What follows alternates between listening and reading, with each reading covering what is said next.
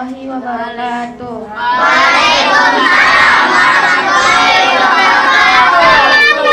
Di sini kakak akan menceritakan tentang persaudaraan.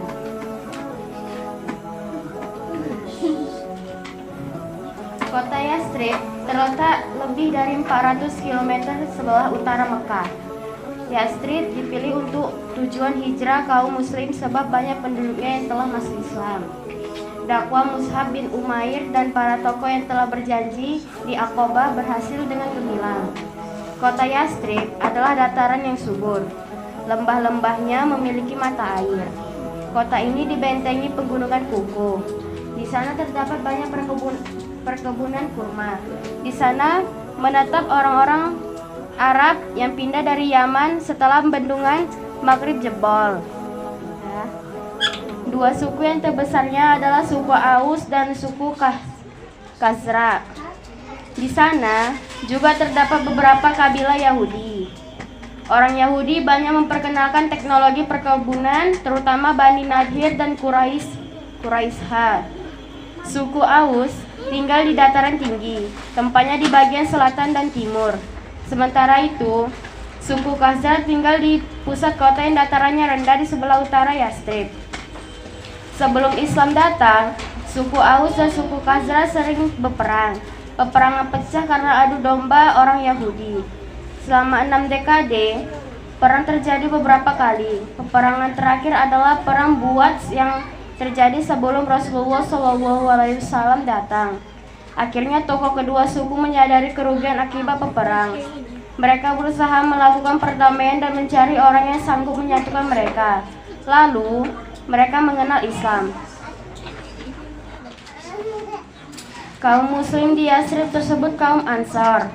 Pendatang dari Mekah disebut kaum Muhajirin untuk menyatukan kaum muslim yang beragam. Rasulullah SAW segera melakukan berbagai hal. Yang pertama adalah mendirikan Masjid Nabawi sebagai pusat segala aktivitas.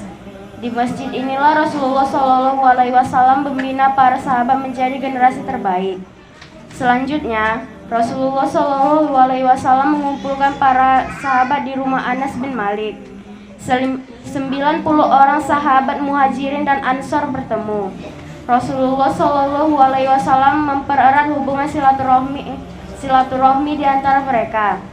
Kaum Ansar dan Muhajirin menjadi saudara. Prinsip persaudaraan ini adalah tolong-menolong hingga memberikan hak waris. Ketentuan hak waris ini berlaku hingga Perang Badar. Lalu, Allah Subhanahu wa Ta'ala menghapusnya dengan menurunkan surat Al-Anfal ayat 75. Setiap panen, kaum Ansar memberikan setengah hasilnya kepada kaum Muhajirin. Bahkan, kaum Ansar memilih takaran untuk kaum Muhajirin. Kaum Ansar rela menyerahkan barang-barang yang berharga yang dimiliki mereka. Namun, kaum Muhajirin tidak mau menerima apapun tanpa bekerja. Mereka selalu membantu perkebunan dan berdagang. Selain mempersaudarakan, Rasulullah SAW juga mengadakan perjanjian.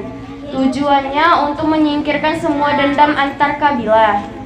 Salah satunya isi perjanjian itu adalah aturan yang saling menolong, menolak kejahatan dan kerusakan. Apabila ada perbedaan pendapat di antara mereka, harus dikembalikan kepada Allah Subhanahu wa Ta'ala dan Rasulullah. Persaudaraan dan perjanjian ini mengikat seluruh kaum muslim menjadi satu. Rasulullah SAW juga sering berwasiat untuk mengerjakan kebaikan, banyak bersedekah dan menjaga ukhuwah. Yastrib makin maju dan kuat setelah kedatangan Rasulullah SAW.